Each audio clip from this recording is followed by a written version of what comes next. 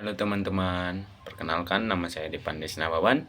Kali ini di video saya akan mempresentasikan tentang apa itu GLB, gerak lurus beraturan, dan apa itu GLBB, gerak lurus berubah beraturan. Yang pertama ada GLB, gerak lurus beraturan, atau GLB adalah gerak yang terjadi di sepanjang lintasan lurus dengan kecepatan tetap. Artinya, kecepatan benda di setiap titik selalu sama, baik besar maupun arahnya. Jika kecepatannya tetap, maka perubahan kecepatannya sama dengan 0. Artinya, percepatan benda akan bernilai 0. Sedangkan pengertian GLBB, gerak lurus berubah beraturan, adalah gerak yang terjadi di sepanjang lintasan lurus dengan perubahan kecepatan tetap. Artinya, kecepatan gerak benda berubah secara teratur setiap detiknya, sehingga perubahan kecepatannya tetap. Jika perubahan kecepatannya tetap, maka percepatan geraknya tetap atau tidak bernilai 0. Berdasarkan jenis percepatannya, GLBB dibagi menjadi dua, yaitu GLBB dipercepat dan GLBB diperlambat. GLBB dipercepat adalah gerak yang kecepatan bendanya selalu bertambah setiap detiknya, sehingga geraknya semakin cepat. Pada GLBB jenis ini, percepatan bendanya bernilai positif. Ingat, percepatan termasuk besaran vektor. Sedangkan GLBB diperlambat adalah gerak yang kecepatan benda selalu berkurang setiap detiknya, hingga benda tersebut berhenti. Pada GLBB jenis ini, percepatan bendanya bernilai negatif. Apa saja rumus GLB dan GLBB? Rumus GLB. Rumus pada GLB tidak serumit. Rumus pada masalah fisika yang lain. Adapun rumus yang biasa kamu gunakan adalah sebagai berikut. Dengan V sama dengan kecepatan atau meter per sekon, S sama dengan jarak tempuh atau meter, T sama dengan waktu atau sekon. Itulah rumus dari GLB. Sedangkan rumus GLBB, seperti kamu ketahui, pada GLBB, benda mengalami perubahan kecepatan yang sama setiap detiknya. Oleh sebab itu, rumus GLBB lebih kompleks daripada GLB. Seperti apa rumusnya?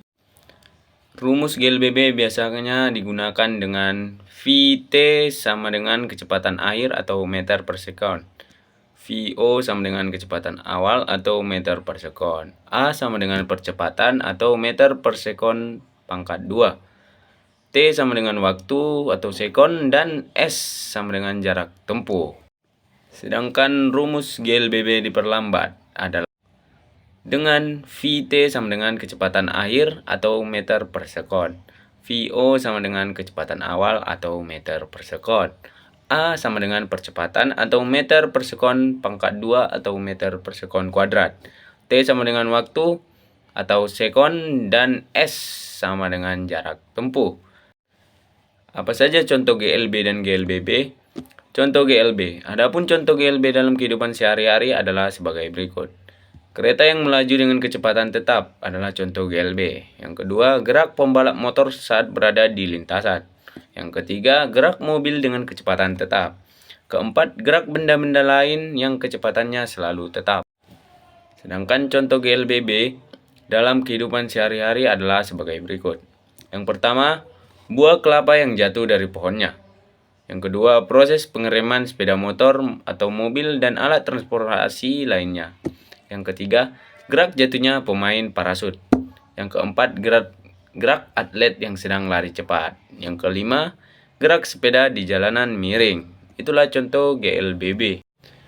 Perbedaan GLB dan GLBB. Setelah memahami pengertian, rumus, serta jenis grafiknya, apakah kamu tahu perbedaan GLB dan GLBB?